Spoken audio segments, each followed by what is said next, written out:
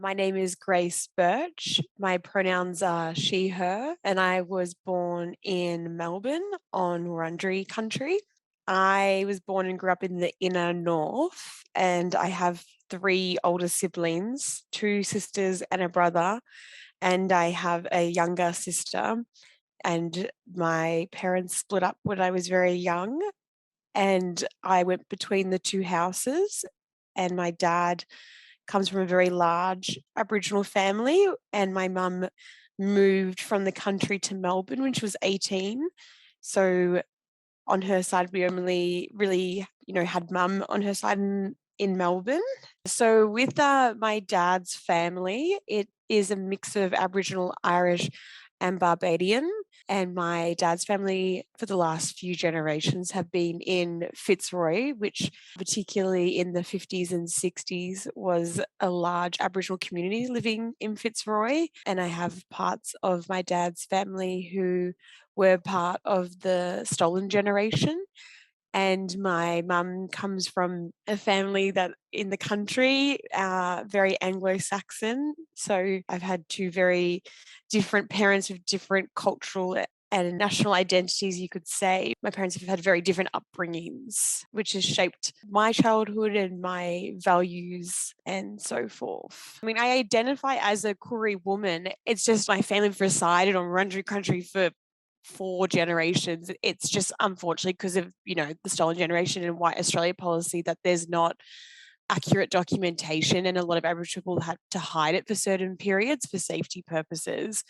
And so, I identify with the area, and being from Victoria, it's more that I still feel very connected and all these things. It's just, part of colonialism. There's just, that it's not as simple, I guess, especially in Victoria. So my great grandmother was part of the stolen generation, and my paternal side, they came from a mission and moved to Fitzroy. And my grandfather's mother passed away when he was about 6 or 7.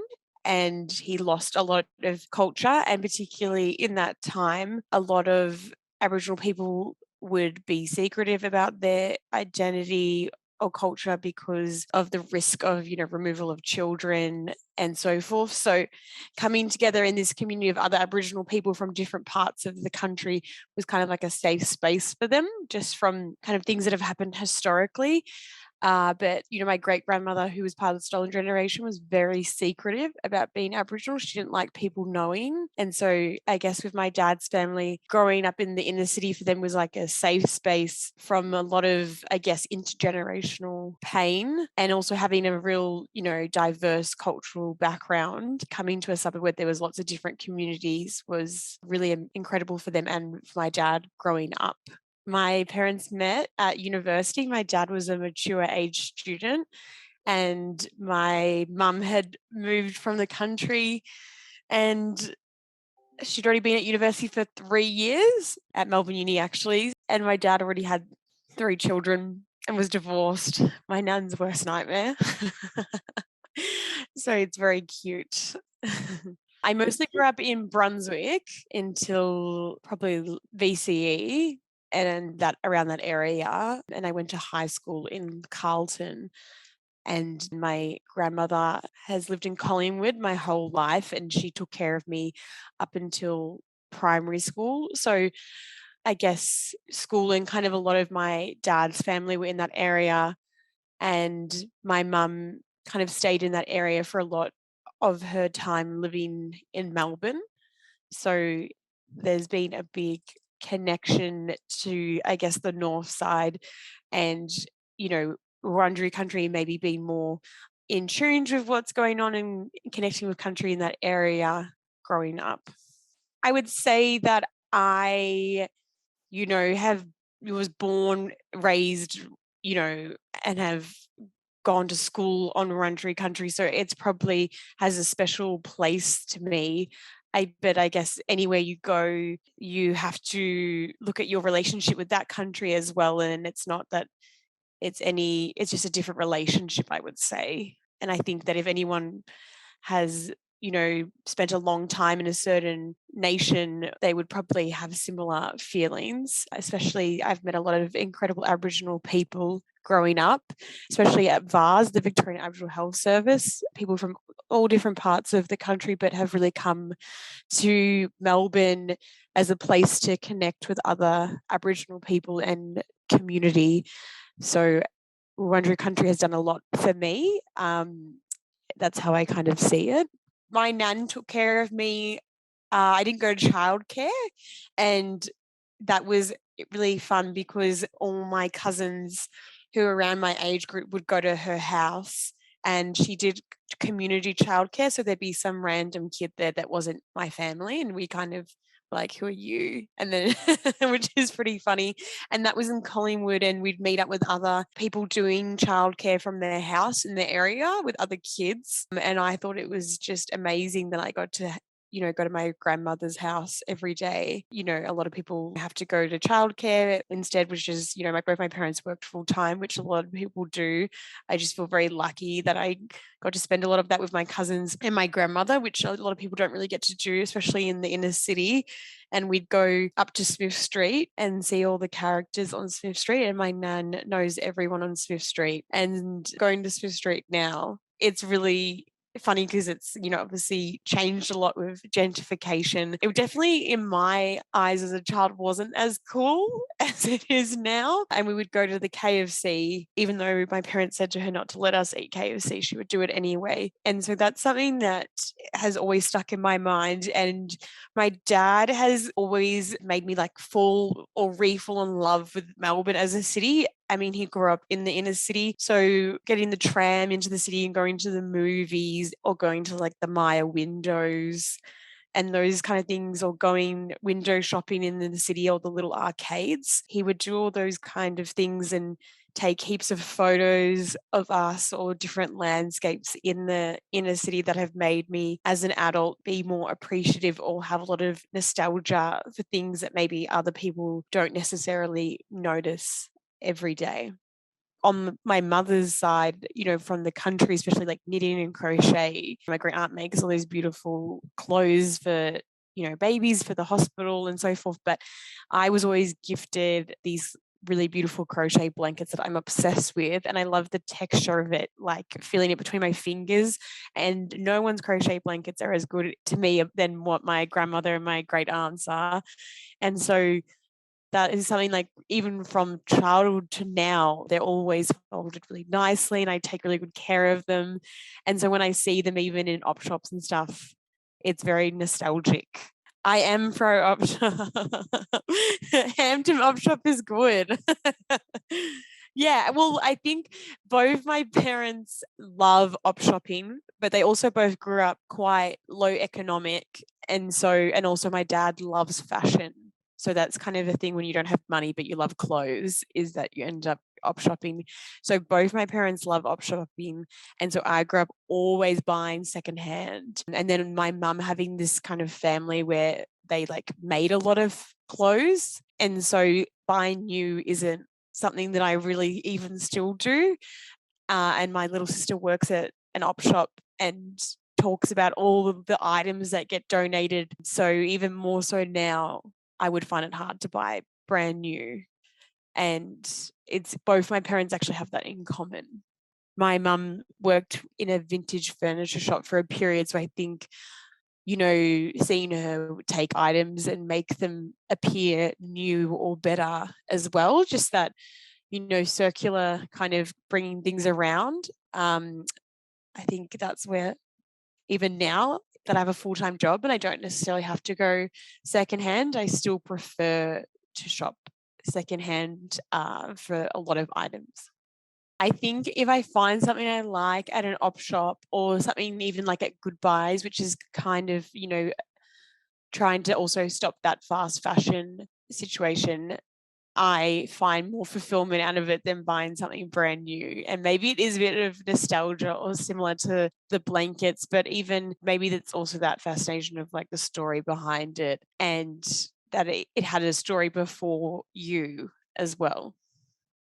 My great grandmother is buried in Carlton, Melbourne Cemetery. My dad would take us to go, fix up her grave, which is a weird thing to be fond of. But all the fake flowers, like the plastic flowers that sometimes people put, they sometimes like get escaped in the wind and they get stuck on the fence.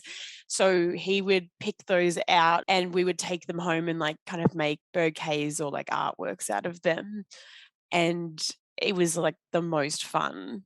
And it's kind of weird now to be a fond memory, but I sometimes walk through it with my dog and think of when I see all those fake flowers that have got stuck in the fence. And we'd also go look at Elvis Presley's place there at the cemetery. So that's also kind of a place in Melbourne that is very special to me.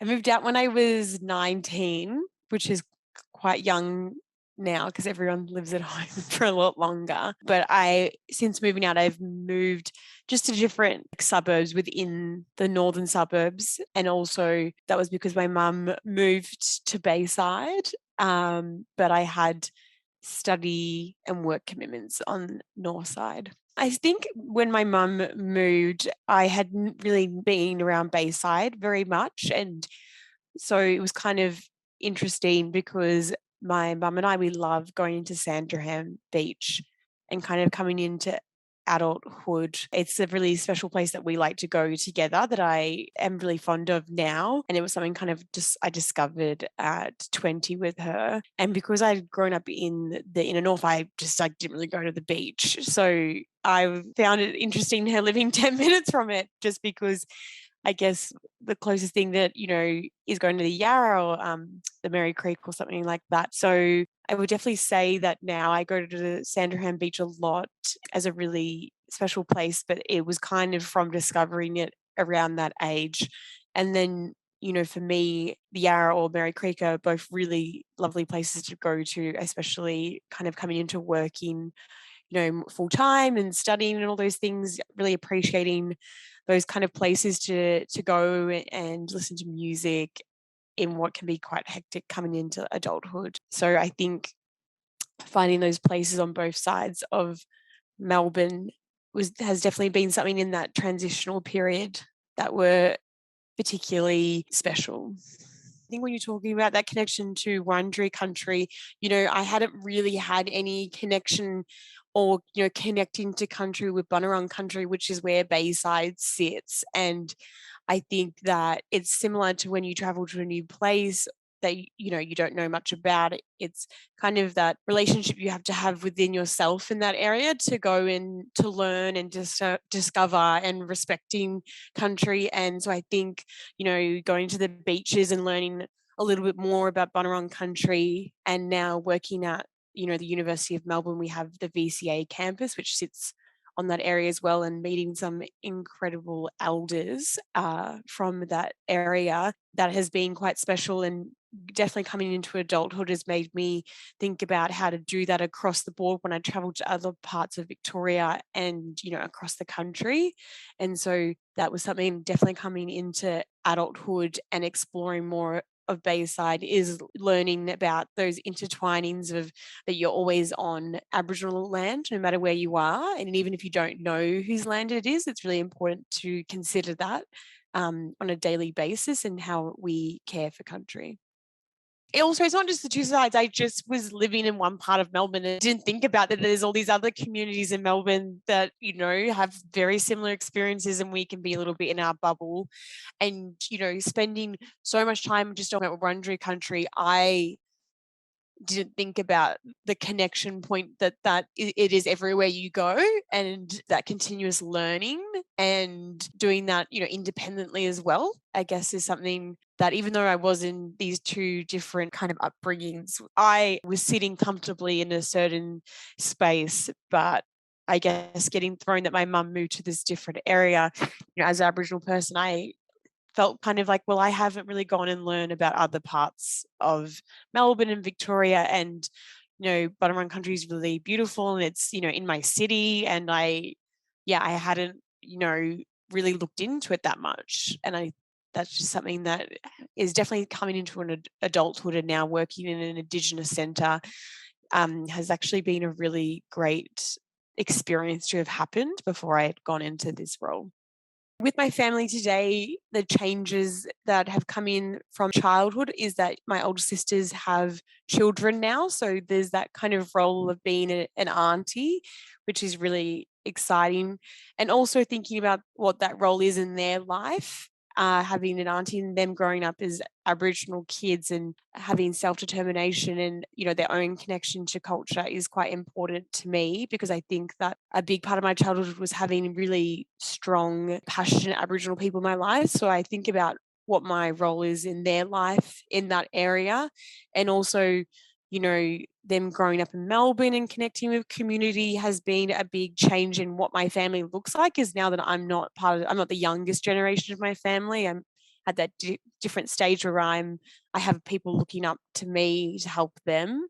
And so my elder sister just had her second child, which means I have 4 nieces and nephews. So it's kind of this growing space, and I'm trying to figure out my place in that while watching them evolve really rapidly into, their own self-identity.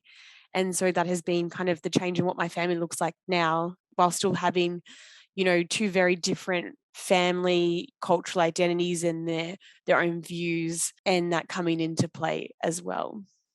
My mum still lives in the Bayside area, but something really lovely that's happened, as well as that I've met some, other Aboriginal people that live in Bayside who've always lived in that area, and they have, shown me different parts that are similar to, I guess, my relationship with living in the North Side is their connection to that area, even though they might not necessarily be like the traditional custodian to that area. They're an Aboriginal person living in Bayside their whole life and have, gone to school there, worked there, they've got their family there, and seeing their connection to the area has been really rewarding and interesting for me, that can occur in so many different communities, and that we're more similar than different in that.